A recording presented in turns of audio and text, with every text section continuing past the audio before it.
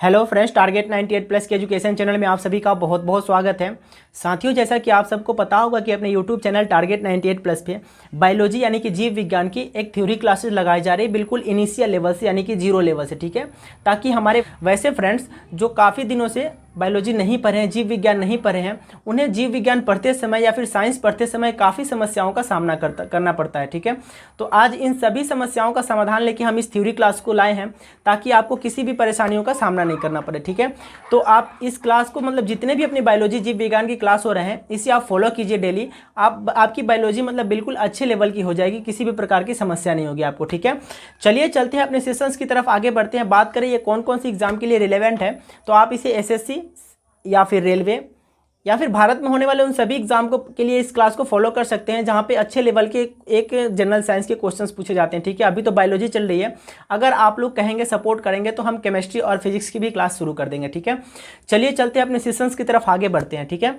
इससे पहले एक मोटिवेशनल कोट आपको दे रहा हूं, क्योंकि किसी भी पढ़ाई हो या फिर कोई भी काम हो, जब तक आप मोटिवेट नहीं होंगे ना अंदर से, तब तक कोई भी कार्य में आप सफल नहीं हो सकते, ठीक है। तो एक मोटिवेशनल अंदर से मोटिवेशन होना बहुत जरूरी है, मोटिवेट होना बहुत जरूरी है अंदर से, ठीक है। तो मैं एक मोटिवेशनल कोट आज आपको दे रहा हूं, ठीक है। अच्छा लगे तो इसे आप बताइएगा कि कैसा है कैसा नहीं, ठीक है। देखिए, जमीर जिंदा रख कबीर जिंदा रख, क्या? जमीर जिंदा रख कबीर जिंदा रख, सुल्तान भी बन जाए तो दिल में फकीर जिंदा रख, क्या? जमीर जिंदा रख कबीर जिंदा रख, सुल्तान भी बन जाए तो दिल में फकीर जिंदा रख, हौसले की तरकस में कोशिश का वो तीर जिंदा रख, चाहे हार जाए सब कुछ लेकिन जीतने की एक उम्मीद जिंदा रख। क्या है? बहुत बड़ा पॉइंट है, एक बार पढ़िएगा इसको, फिर से मैं बताऊं। जमीर जिंदा रख कबीर जिंदा रख, सुल्तान भी बन जाए तो दिल में फकीर जिंदा रख, हौसले की तरकस में कोशिश का एक तीर जिंदा रख, हार जाए चाहे सब कुछ मगर जीतने की फिर से एक उम्मीद जिंदा रख। बहुत ही बढ़िया मोटिवेशनल है, कोट है। आप बताइएगा कैसा है कैसा नहीं, आपको कैसा लगा, ठीक है। चलिए अब स्टार्ट करते हैं अपने क्लास को, ठीक है। चलिए फ्रेंड्स, जैसा कि आपको पता होगा, मैं थोड़ा सा पीछे वाला जो कल वाला क्लास था उसको मैं एक बार थोड़ा सा रिकॉल कर रहा हूँ 2 मिनट में, बस ज़्यादा टाइम नहीं लेंगे, 1 से 2 मिनट के अंदर अंदर, ठीक है। देखिए, हम डाइजेस्टिव सिस्टम पढ़ रहे हैं, क्या पढ़ रहे हैं? डाइजेस्टिव सिस्टम पढ़ रहे हैं। और जो कल वाली क्लास हुई थी अपनी सलाइवरी ग्लैंड्स की हुई थी, ठीक है। क्योंकि जो भी अपने एलिमेंट्री कैनाल होते हैं, आहार नाल होते हैं, हम उनको कवर कर चुके हैं। अब हम ग्लैंड्स पढ़ रहे हैं, क्या? ग्लैंड्स पढ़ रहे हैं। यानी ग्लैंड्स की अगर हिंदी में बात करें तो ग्रंथि होती है, ग्रंथियों के बारे में हम अध्ययन कर रहे हैं, ठीक है। तो ग्रंथि जो हमारे डाइजेशन की प्रक्रिया में सबसे पहला ग्लैंड्स आता है अपना सलाइवरी ग्लैंड्स होता है, क्या? जो डाइजेस्टिव ग्लैंड्स में सबसे पहला आता है, अपर पार्ट ऑफ ग्लैंड्स बोला जाता है, उसे सलाइवरी ग्लैंड्स पाया जाता है। उसके बारे में कल हमने अध्ययन किए थे, ठीक है। इसके बाद आता है पेनक्रियाज। क्या आता है? पेनक्रियाज आता है। आज उसी के बारे में हम अध्ययन करने वाले हैं। पेनक्रियाज की अगर हिंदी में बात करें तो इसे अग्नाशय बोला जाता है। क्या बोला जाता है? अग्नाशय बोला जाता है मेरे दोस्त। तो आज इसी के बारे में अध्ययन करते हैं, ठीक है। सबसे पहले तो इसका एक शेप हमें जानना होगा कि ये किस शेप का होता है, किस आकार का होता है, बहुत इंपॉर्टेंट है, एग्जाम में पूछे जाते हैं, ठीक है। इसके शेप यानी कि आकार की बात करें, जो अपने पेनक्रियाज होते हैं, तो ये कुछ पत्तियों के आकार का होता है। किसके? पत्तियों के आकार का ये होता है, ठीक है। नोट डाउन कीजिएगा, एक एक पॉइंट नोट डाउन कीजिएगा। मैं बता रहा हूँ गाइज, एक एक पॉइंट जितने भी मैं बता रहा हूँ एक एक पॉइंट नोट कीजिएगा, बहुत इंपॉर्टेंट है, एग्जाम में डायरेक्ट क्वेश्चन बनेंगे यहाँ से, ठीक है। तो ये पत्तियों के आकार का होता है, ठीक है, ठीक है। शेप इसका पता लग गया। अब बात करते हैं ये लोकेटेड कहाँ रहता है, इस हमारे अंदर पाया कहाँ पे जाता है, ठीक है। तो जो अपने स्टमक होते हैं, क्या?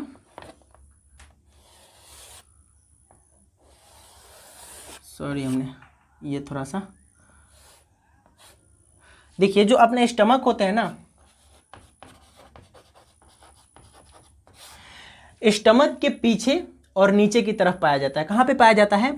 स्टमक के पीछे और नीचे के वाले हिस्से में अपने लोकेटेड रहता है। तो आप पॉइंट डाल के नोट डाउन कीजिएगा, मैं एक बार लिखवा दूं ताकि आप लोग को नोट्स बनाने में परेशानी नहीं होगी, ठीक है। देखिए, जो अपना इसका अग्नाशय होता है, अग्नाशय हमारे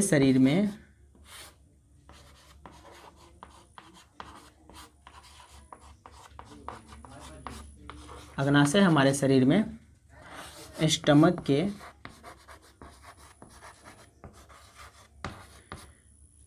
नीचे तथा पीछे पाया जाता है, पीछे पाया जाता है। क्या है, जो अग्नि क्या पॉइंट डाले थे कि अग्नाशय हमारे शरीर में स्टमक के नीचे तथा पीछे पाया जाता है। कहाँ, स्टमक के नीचे और पीछे पाया जाता है। ठीक है, इसकी शेप की अगर बात करें तो यह पत्तियों के आकार का पाया जाता है। ठीक है, पत्तियों के आकार का होता है। ठीक है, हमने कवर कर लिया, इसके शेप के बारे में जान लिया कि भाई शेप इसका पत्तियों के आकार का होता है। ठीक है, ये पाया कहाँ पे जाता है, तो हमारे स्टमक के नीचे और पीछे वाले पार्ट में पाया जाता है। ठीक है, चलिए अब हम यहाँ से आपको कुछ और इंपॉर्टेंट पॉइंट नोट करवा रहा हूँ, जिसे आप नोट डाउन कीजिएगा। ठीक है, हमने कल पढ़े थे ग्लैंड्स के बारे में। तो ग्लैंड्स के बारे में हमने पढ़े थे आपको कि ग्लैंड्स हमारे अंदर दो प्रकार के पाए जाते हैं। ठीक है, कौन कौन से, एंडोक्राइन ग्लैंड्स और एक्सोक्राइन ग्लैंड्स। क्या, एंडोक्राइन ग्लैंड्स और एक्सोक्राइन ग्लैंड्स। तो ये हमारा जो अग्नाशय होता है, पॉइंट डालिएगा कि अग्नाशय में, अग्नाशय, ठीक है, हमारे शरीर का इकलौता ऐसा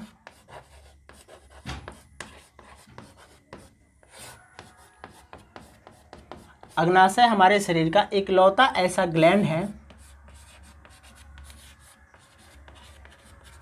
जिसमें एंडोक्राइन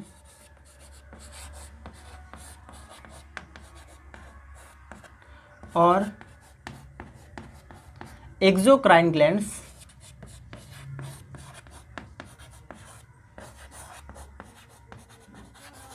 दोनों पाए जाते हैं। दोनों पाए जाते हैं।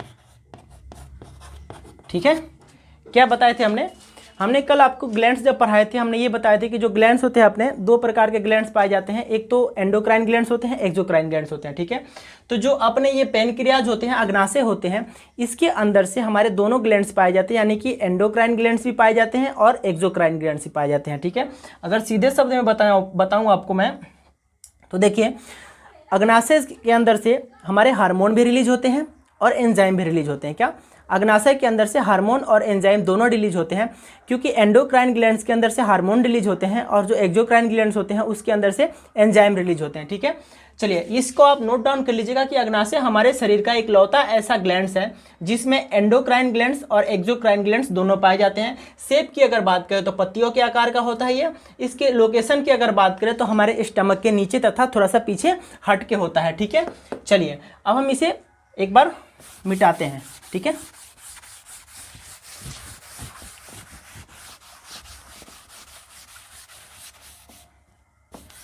चलिए हमने आपको ये बताए थे कि हमारे पैनक्रियाज के अंदर यानी कि अग्नाशय के अंदर एंडोक्राइन ग्लैंड्स और एक्सोक्राइन ग्लैंड्स होते हैं। तो जो होते हैं ना, ये देखिए पैनक्रियाज के अंदर एंडोक्राइन भी होते हैं, एक्सोक्राइन भी होते हैं। ठीक है, इसके अंदर से सिर्फ 2% हार्मोन रिलीज होते हैं। कितने, जो एंडोक्राइन ग्लैंड्स होते हैं इसके अंदर से हमारे पैनक्रियाज के अंदर से 2%, मतलब 2% एंडोक्राइन होते हैं और ये 98% होते हैं। इसे आप नोट डाउन कर लीजिएगा। क्या, देखिए पैनक्रियाज हो गए, पैनक्रियाज के अंदर हमारे दोनों ग्लैंड्स पाए जाते हैं। ठीक है, कौन कौन से, एंडोक्राइन और एक्सोक्राइन दोनों ग्लैंड्स पाए जाते हैं। लेकिन जो एंडोक्राइन ग्लैंड्स होते हैं ये सिर्फ 2% पाया जाता है। 2% की मतलब अगर बात करें सीधे शब्द में तो एंडोक्राइन मतलब पैनक्रियाज के अंदर से हमारे 2% हार्मोन रिलीज होते हैं और 98% एंजाइम रिलीज होते हैं। क्या होते हैं, 98% एंजाइम रिलीज होते हैं। ठीक है, क्या, 2% हार्मोन और 98% एंजाइम होते हैं। इंपॉर्टेंट है, आप इसे नोट डाउन कर लीजिएगा। चलिए अब बताते हैं आगे की तरफ कुछ इसे मिटा करके। ठीक है, देखिए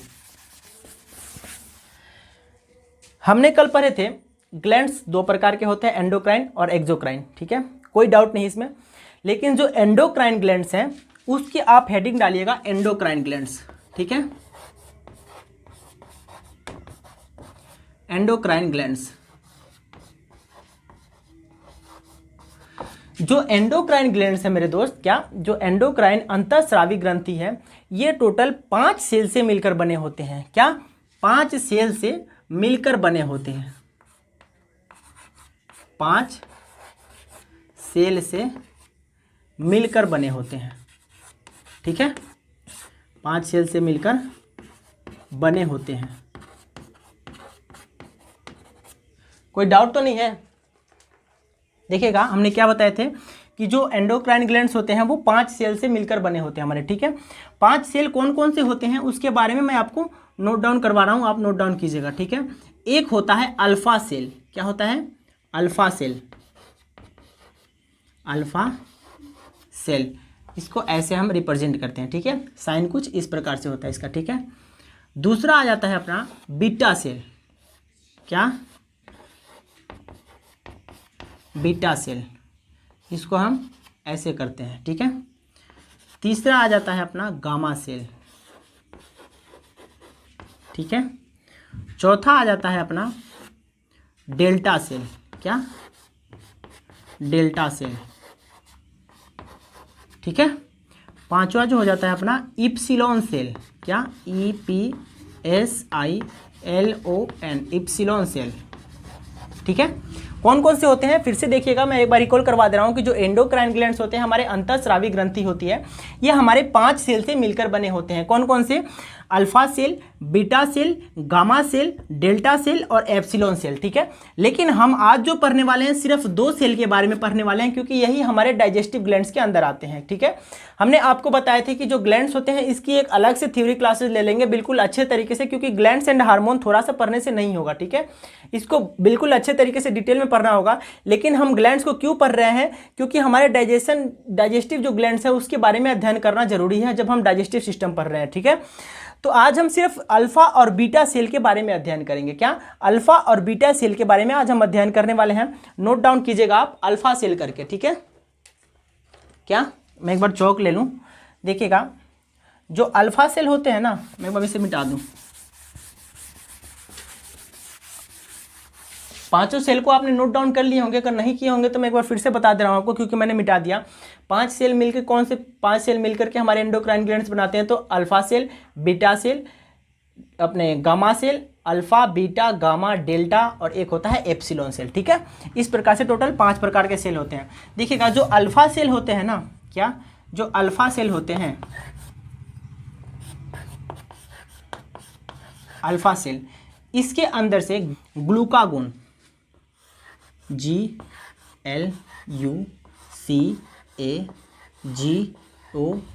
ठीक है, क्या बोलते हैं इसको? ग्लूकागोन। जो अल्फा सेल होते हैं इसके अंदर से ग्लूकागोन नामक हार्मोन रिलीज होते हैं। ठीक है, जो बीटा सेल होते हैं, जो बीटा सेल होते हैं इसके अंदर से इंसुलिन हार्मोन रिलीज होता है। क्या होता है? तो इंसुलिन हार्मोन रिलीज होता है, इंसुलिन हार्मोन रिलीज होता है। बहुत इंपॉर्टेंट है दोनों हार्मोन, ये हमारे डाइजेशन की प्रक्रिया में हेल्प करते हैं। ठीक है, कौन कौन से? मैंने क्या बताया था आपको कि जो एंडोक्राइन ग्लैंड्स होते हैं 5 सेल से मिलकर बने होते हैं, अल्फा, बीटा, गामा, डेल्टा और एप्सिलॉन सेल। ठीक है, हम सिर्फ 2 सेल्स को पढ़ने वाले हैं, क्योंकि जो डाइजेशन की प्रक्रिया होती है उसमें हमारे 2 सेल्स ही हेल्प करते हैं, ये दोनों इंपॉर्टेंट है। ठीक है, जो अल्फा सेल होते हैं इसके अंदर से ग्लूकागोन नामक हार्मोन रिलीज होता है। क्या होता है? ग्लूकागोन नामक हार्मोन रिलीज होता है। जो बीटा सेल होते हैं इसके अंदर से इंसुलिन हार्मोन रिलीज होता है। इतने आपको क्लियर हो गया? No doubt. ठीक है, कोई भी डाउट हो तो फिर उसको आप कमेंट कर दीजिएगा, मैं बता दूंगा उसको। ठीक है, मिटा रहा हूं मैं इसको।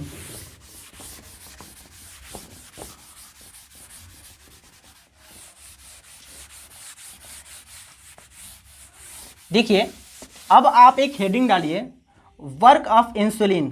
क्या? Work of insulin. आप कहेंगे कि आपने अल्फा और बीटा पढ़ा है, फिर आप बीटा वाले के जो इंसुलिन होते हैं उसको क्यों पढ़ा रहे हैं, अल्फा वाले क्यों नहीं पढ़ा रहे हैं? ठीक है, तो मैं बता दूं मेरे साथियों, जो पहले आप बीटा सेल की पढ़ेंगे, इंसुलिन के बारे में पढ़ेंगे, तब थोड़ा सा अध्ययन होगा, आपको अच्छे तरीके से जानकारी होगी। क्योंकि अभी अगर हम अल्फा सेल के बारे में पढ़ाएंगे तो आपको समझ में उतनी नहीं आएगी। ठीक है, तो पहले हम बीटा के बारे में पढ़ेंगे, इसके बाद हम अल्फा सेल के बारे में पढ़ेंगे। ठीक है, चलिएगा, आप बीटा सेल की जो बीटा सेल की क्या होता है, इसके अंदर से इंसुलिन रिलीज होता है। इंसुलिन की आपने हेडिंग डालिए कि वर्क ऑफ इंसुलिन, हमारे बॉडी में इंसुलिन का क्या वर्क होता है। नोट डाउन कीजिएगा, कुछ इससे इंपॉर्टेंट पॉइंट है जो सीधे डायरेक्ट एग्जाम में पूछे जाते हैं, एक एक करके आप पॉइंट वाइज नोट कीजिएगा, ठीक है। देखिए हम खाना खाते हैं, ठीक है, क्या होता है, हम खाना खाते हैं, तो खाना खाते समय हमारे जो फूड होते हैं उसमें कुछ ग्लूकोज पाया जाता है, क्या ग्लूकोज पाया जाता है, जिसे हम शर्करा भी बोलते हैं, क्या बोलते हैं, शर्करा बोलते हैं, कुछ ग्लूकोज पाया जाता है। तो जो इंसुलिन का हमारा वर्क होता है ना, ये हमारे ग्लूकोज को एक रेगुलेट करने का वर्क करता है, क्या करता है, तो वर्क ऑफ, यहाँ पे लिख लीजिएगा कि हमारे अंदर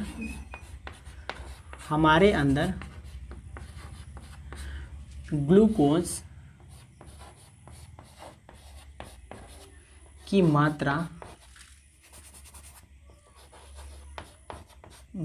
की मात्रा को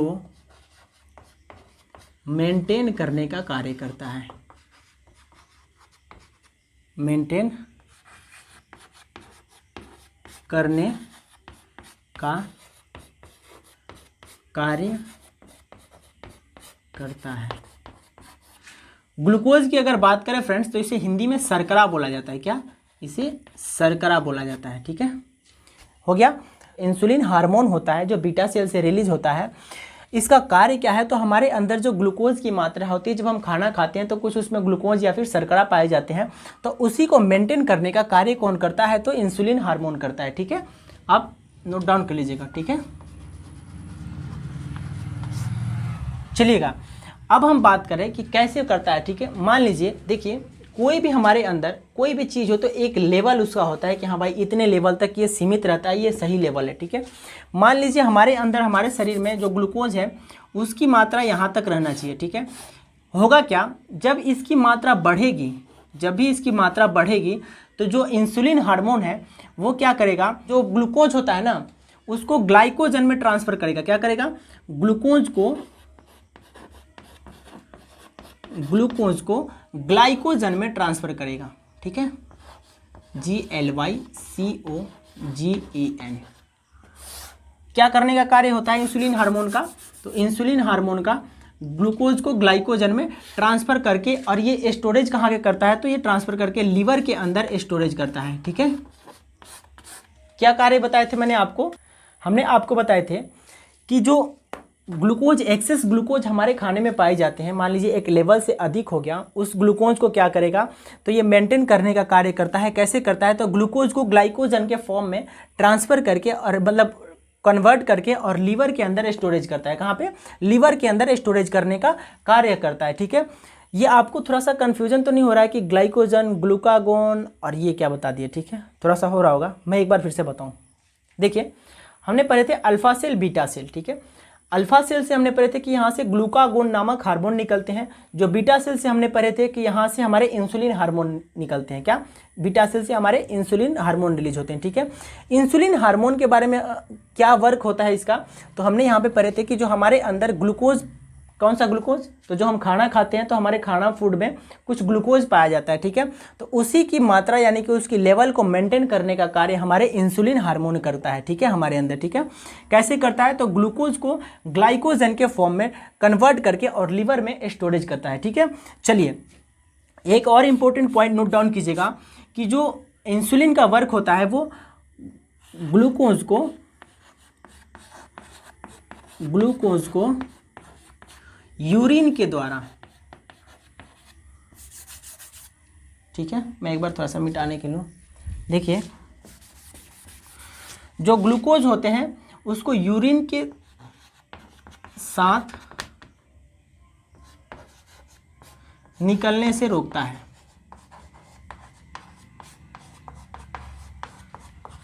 निकलने से रोकता है।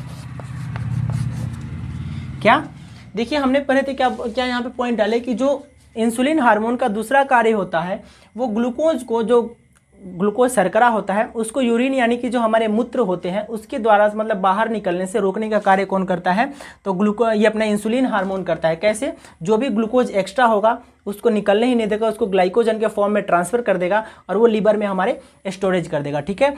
चलिए आगे, अब इसकी एक इंपॉर्टेंट पॉइंट है कि मान लीजिए अगर हमारे अंदर इसकी कमी हो जाए, क्या, ये इंसुलिन हार्मोन ही ना बने, तो क्या परेशानी हो सकती है हमारे अंदर, इसकी डिफिशियंसी से हमारे शरीर में क्या प्रभाव पड़ेगा। ठीक है, देखिए जो इंसुलिन हार्मोन की होती है, इसकी कमी से जो ग्लूकोज होता है, ठीक है, ग्लूकोज को ग्लाइकोजन के फॉर्म में ट्रांसफर नहीं कर पाएगा और जो भी ग्लूकोज होते हैं वो यूरिन के द्वारा सारे निकल जाएंगे। ठीक है, क्या होगा, ग्लूकोज हमारे जो होते हैं वो जो शर्करा होती है वो यूरिन के यानी कि मूत्र के द्वारा सारे ग्लूकोज निकल जाएंगे। ठीक है, और यहीं से जो होता है डायबिटीज़ के पेशेंट हो जाता है आदमी, क्या डायबिटीज़ का पेशेंट हो जाता है। ठीक है, अगर आप इसको देसी भाषा में सुने होंगे तो शुगर बोला जाता है। क्या, शुगर का पेशेंट यहीं से इंसान होने लगता है। जब इंसुलिन हार्मोन की कमी होगी तो जो भी यूरिन यानी कि मूत्र के द्वारा जो ग्लूकोज होते हैं वो सारे निकल जाएंगे बाहर और यहीं से एक बीमारी शुरू हो जाता है। क्या होता है, शुगर यानी कि जिसे डायबिटीज़ बोलते हैं। इंसुलिन की कमी से होने वाले कौन से रोग होते हैं, तो डायबिटीज़ होते हैं। आप नोट डाउन कीजिएगा, मैं यहाँ पे लिख दे रहा हूँ। ठीक है, ताकि आपको नोट्स बनाने में किसी भी प्रक्रिया का समस्या का सामना नहीं करना पड़े। ठीक है, देखिए जो इंसुलिन हार्मोन होते हैं, इंसुलिन की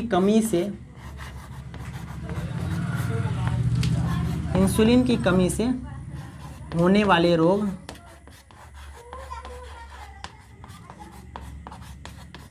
तो डायबिटीज़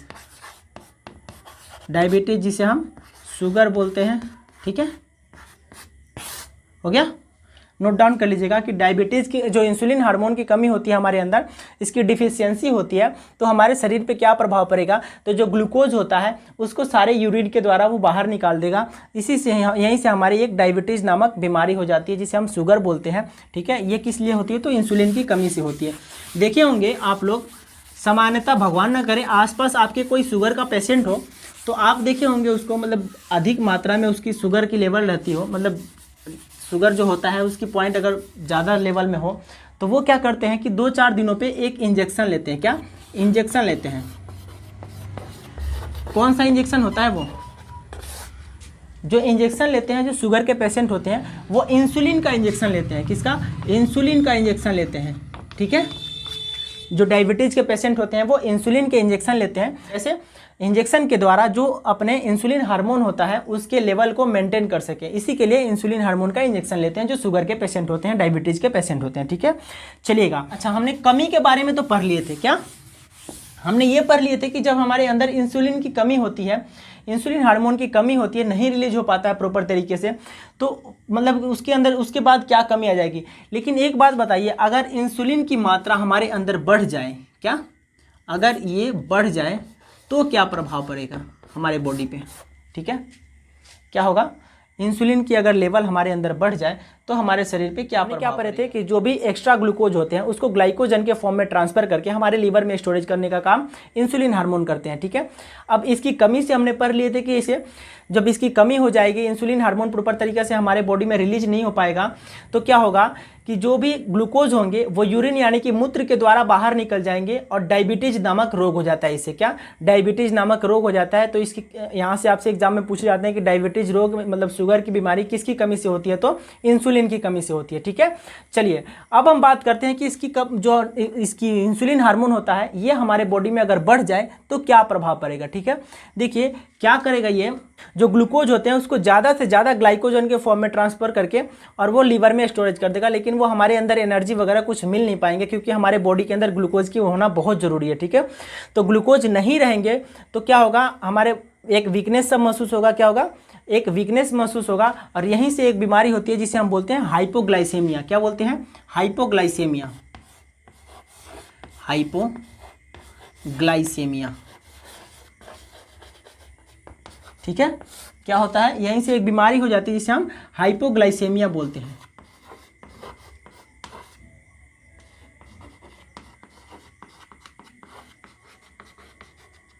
ठीक है, मैं एक बार फिर से रिकॉल करा दे रहा हूं। देखिए हमने एंडोक्राइन ग्लैंड्स पढ़े थे, उसमें हमने पढ़े थे कि 5 सेल से मिलकर बना होता है endocrine glands, alpha, beta, gamma, delta और एप्सिलॉन सेल। ठीक है, हम सिर्फ दो ही सेल को पढ़ रहे हैं कि अल्फा और बीटा सेल के बारे में, ठीक है। अल्फा सेल से हमने क्या पढ़े थे कि ये ग्लूकागोन नामक हार्मोन रिलीज करता है। जो बीटा सेल होता है ये इंसुलिन नामक हार्मोन रिलीज करता है, ठीक है। हमने जो इंसुलिन का कार्य था उसके बारे में पढ़े थे कि इंसुलिन हमारे अंदर जो भी शर्करा ग्लूकोज होता है उसके लेवल को मेंटेन करने का कार्य करता है, ठीक है। इसके बाद हमने पढ़े थे कि अगर इंसुलिन की कमी हमारे अंदर हो जाए तो क्या प्रभाव पड़ेगा, तो डायबिटीज नामक बीमारी हो जाती है। बोलते हैं क्या होता है, अगर इंसुलिन की मात्रा अगर प्रॉपर तरीके से रिलीज नहीं हो पाए तो क्या होगा, वो इंसान डायबिटीज़ का पेशेंट हो जाएगा, जिसे हम देसी भाषा में शुगर बोलते हैं, ठीक है। इसके बाद हमने पढ़े थे कि अगर इंसुलिन की लेवल हमारे बॉडी के अंदर बढ़ जाए, ज़्यादा से ज़्यादा रिलीज होने लगे तो क्या होगा, तो वो जो भी ग्लूकोज होते हैं जिससे हमें ज़रूरत है उसको भी वो ग्लाइकोजन के फॉर्म में ट्रांसफ़र करके और लीवर में स्टोरेज करने का कार्य कर देगा, जिससे हमारे शरीर में एक कमजोरी सी वीकनेस महसूस होने लगेगी। और उस बीमारी को क्या बोलते हैं, तो उसे हम हाइपोग्लाइसेमिया बोलते हैं। क्या बोलते हैं, हाइपोग्लाइसेमिया बोलते हैं। यहीं से हमारा दोनों पॉइंट क्लियर हो गया कि इसकी इफिशियंसी से क्या प्रभाव पड़ेगा, डिफिशियंसी से क्या प्रभाव पड़ेगा। मतलब इसकी कमी से जो होगा वो डायबिटीज़ नामक रोग हो जाएगा और इसको बढ़ने से हाइपोग्लाइसेमिया नामक रोग हो जाएगा, जिससे कमजोरी या फिर वीकनेस महसूस होने लगेगी, ठीक है। चलिएगा, अब हम पढ़ते हैं जो अपने अल्फा सेल से रिलीज होते थे ग्लूकागोन। क्या, ग्लूकागोन नामक हार्मोन जो अल्फा सेल से रिलीज होते थे उनके बारे में हम अध्ययन करेंगे। क्या, ग्लूकागोन, इनका जो होता है क्या कार्य होता है, ठीक है। देखिए, जो ग्लूकागोन का कार्य होता है ये हमारे अंदर क्या करते हैं, जो भी ग्लाइकोजन होता है, ग्लाइकोजन को ग्लूकोज में ट्रांसफर करते हैं, ग्लूकोज में ट्रांसफर करने का कार्य करते हैं, ठीक है, ट्रांसफर करने का कार्य करते हैं। थोड़ा सा हौच-पौच हो गया होगा, मैं आपको फिर से एक बार रिकॉल करा दे रहा हूँ, ठीक है। हमने पढ़े थे जो इंसुलिन हार्मोन होते हैं वो क्या करते हैं, हमारे अंदर जो भी हम खाना खाते हैं उसके अंदर ग्लूकोज पाए जाते हैं, उस ग्लूकोज को ग्लाइकोजन के फॉर्म में ट्रांसफर करके, जो अत्यधिक मात्रा में ग्लूकोज होते थे, एक लेवल से अधिक होते थे, उनको ग्लाइकोजन में ट्रांसफर करके हमारे लीवर के अंदर स्टोरेज करते थे, ठीक है। लेकिन ये क्या करता है, जो ये अपना ग्लूकागोन हार्मोन होता है, तो पहले हमारा क्या करता था, जो इंसुलिन हार्मोन था वो ग्लूकोज को ग्लाइकोजन में ट्रांसफर करता था। अब ये क्या करेगा कि जब भी हमारे अंदर वीकनेस होगी, मतलब थोड़ा सा एनर्जी की कमी होगी, तो ये क्या करेगा, ये जो हार्मोन है ये जो ग्लाइकोजन है उसको फिर से ग्लूकोज में ट्रांसफर कर देगा। क्या कर देगा, जो ग्लाइकोजन है उसको फिर से ग्लूकोज में ट्रांसफर कर देगा, जिससे हमारे अंदर फिर से स्फूर्ति आ जाएगी और कोई भी वीकनेस नहीं होगी, ठीक है। तो जो ग्लूकागोन होता है इसका यही कार्य होता है कि ग्लाइकोजन को ग्लूकोज में ट्रांसफर करने का कार्य करता है। यहीं से एक इंपॉर्टेंट, मतलब यही है इसका इंपॉर्टेंट, ठीक है। अब हम बात करते हैं एंजाइम के बारे में, ठीक है। किसके, जो एक्सोक्राइन ग्लैंड्स होते हैं, एंजाइम के बारे में, ठीक है। जो एंजाइम रिलीज होते हैं उसके बारे में अब हम पढ़ने वाले हैं, ठीक है।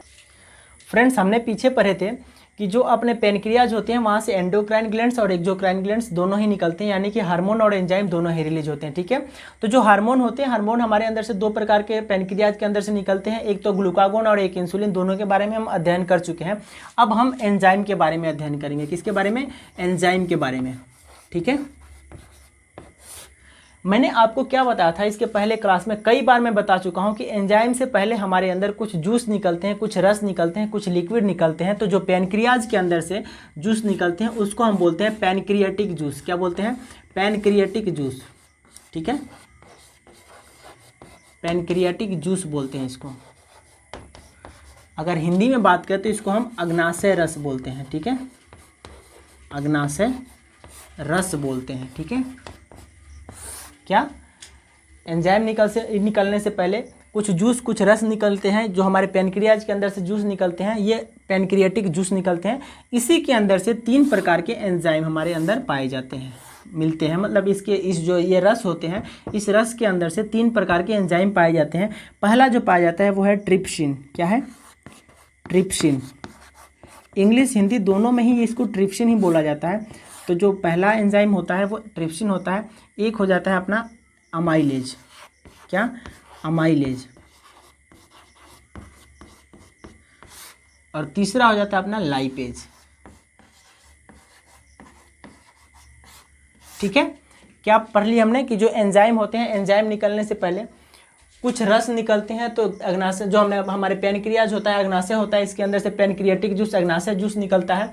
इसके अंदर से हमारे जो एंजाइम पाए जाते हैं, 3 प्रकार के एंजाइम पाए जाते हैं, ट्रिप्सिन, अमाइलेज और लाइपेज। ठीक है, अगर इसकी पीएच वैल्यू की बात करें, पीएच वैल्यू इसकी बहुत इंपॉर्टेंट है। ठीक है, पीएच वैल्यू की इसकी बात करें तो 7.9 से लेकर के 8.9 के अप्रॉक्स होती है इसकी। ठीक है, कितने 7.9 से लेकर के 8.9 के अप्रॉक्स इसकी जो पेनक्रियाटिक जूस होती है उसकी पीएच वैल्यू होती है। ठीक है, यहाँ से हमारे 3 एंजाइम जो पाए जाते हैं वो ट्रिप्सिन, अमाइलेज और लाइपेज एंजाइम पाए जाते हैं। ठीक है, अब जो इनका एक एक करके कार्य क्या होता है मैं आपको नोट डाउन करवा रहा हूँ। ठीक है, अच्छे से आप पॉइंट वाइज नोट डाउन कर लीजिएगा। ठीक है, चलिए ऊपर लिख लीजिएगा ट्रिप्सिन एंजाइम। क्या?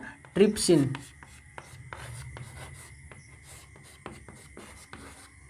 इंग्लिश में भी इसको ट्रिप्सिन ही बोलते हैं। ठीक है,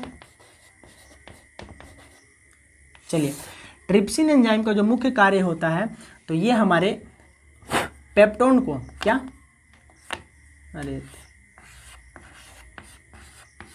ये पेप्टोन को अमीनो एसिड में ट्रांसफर करता है। क्या करता है? अमीनो एसिड में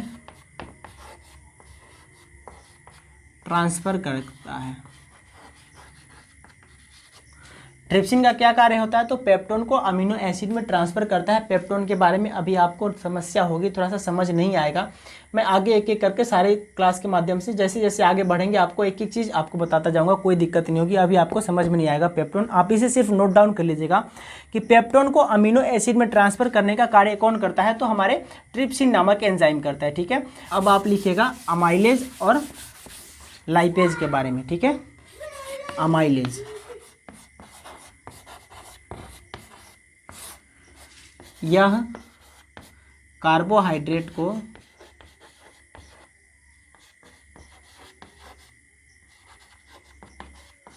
का पाचन करता है। ठीक है, पाचन करता है। क्या क्या? जो ट्रिप्सिन एंजाइम है यह पेप्टोन को अमीनो एसिड में ट्रांसफर करता है। जो अमाइलेज है यह कार्बोहाइड्रेट का डाइजेशन करता है। दोनों एंजाइम यहाँ से हो गए। अब रहा तीसरा एंजाइम, तो इसे मैं एक बार फिर से मिटा रहा हूँ, फिर इसके बाद बताऊंगा। ठीक है, चलिए नोट डाउन कर लीजिएगा आप यहाँ पे वीडियो को पॉज करके।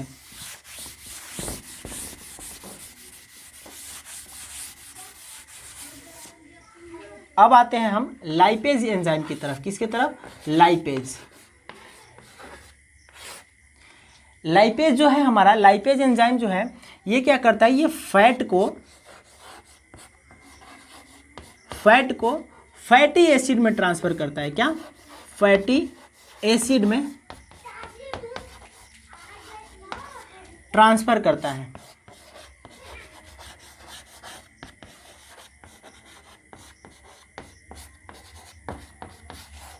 हो गया यहाँ से हमारे, हमने क्या क्या पढ़े थे? एक बार मैं फिर से शुरू से सारी चीज़ एक बार रिकॉल करता हूँ। ठीक है, चलिए हमने पढ़े थे पेनक्रियाज के बारे में, जिसे हम अग्नाशय बोलते हैं। वहाँ से हम पढ़े थे कि पेनक्रियाज हमारे शरीर का, मानव शरीर का एक लौता ऐसा ग्लैंड्स है जहाँ से एंडोक्राइन ग्लैंड्स और एक्सोक्राइन ग्लैंड्स दोनों ही रिलीज होते हैं। मतलब अगर सीधी सी बात करें तो यहाँ से हार्मोन और एंजाइम दोनों रिलीज करते हैं। ठीक है, तो हार्मोन की अगर बात किए थे तो हमने बताया था कि 2% हार्मोन हमारे पेनक्रियाज से रिलीज होते हैं और 98% एंजाइम रिलीज होते हैं। ठीक है, हमने एंडोक्राइन ग्लैंड्स के बारे में ये बताया था कि 5 सेल से मिलकर बना होता है, अल्फा, बीटा, गामा, डेल्टा और इप्सिलॉन सेल। ठीक है, अल्फा और बीटा 2 हमने पढ़े थे क्योंकि डाइजेशन के अंदर हमारे 2 ही इंपॉर्टेंट है। ठीक है, बाकी ग्लैंड्स पढ़ेंगे तो कवर कर लेंगे। ठीक है, हमने ये बताया था कि जो अल्फा सेल होते हैं वहाँ से ग्लूकागोन नामक हार्मोन रिलीज होते हैं, जो बीटा सेल होते हैं वहाँ से इंसुलिन नामक हार्मोन रिलीज होते हैं। ठीक है, इंसुलिन के बारे में हमने ये पढ़े थे कि ये हमारे अंदर ग्लूकोज के लेवल को मतलब मेंटेन करने का कार्य करता है, इसका जो कार्य होता है। ठीक है, मैंने ग्लूकागोन जो एंजाइम हार्मोन होता है उसके बारे में ये बताया था कि ग्लूकागोन हमारे ग्लाइकोजन को ग्लूकोज में ट्रांसफर करने का कार्य करता है। ठीक है, ये हमारे हार्मोन हो गया। बाकी हमने पढ़े थे कि जो अपने एक्सोक्राइन ग्लैंड्स होते हैं, मतलब जो एंजाइम रिलीज करते हैं, जो एक्सोक्राइन ग्लैंड्स जिसे हम बाह्य स्रावी ग्रंथि बोलते हैं, जो एंजाइम को रिलीज करते हैं उनके बारे में हमने ये पढ़े थे कि जो एंजाइम हमारे अंदर रिलीज होते हैं, एंजाइम से पहले कुछ पैनक्रियाटिक जूस रिलीज होते हैं। क्या होते हैं? कुछ जूस रिलीज होते हैं जिसकी पीएच वैल्यू मैंने बताया था 7.9 से लेकर के 8.9 के अप्रोक्स इसकी पीएच वैल्यू होती है। और वहाँ से हमारे 3 प्रकार के एंजाइम रिलीज होते हैं। कौन कौन से? ट्रिप्सिन, अमाइलेज और लाइपेज। ठीक है, ट्रिप्सिन के बारे में हमने ये पढ़े थे कि ये पेप्टोन को अमीनो एसिड में ट्रांसफर करने का कार्य करता है। जो अमाइलेज एंजाइम होता है वो कार्बोहाइड्रेट के डाइजेशन में हेल्प करता है।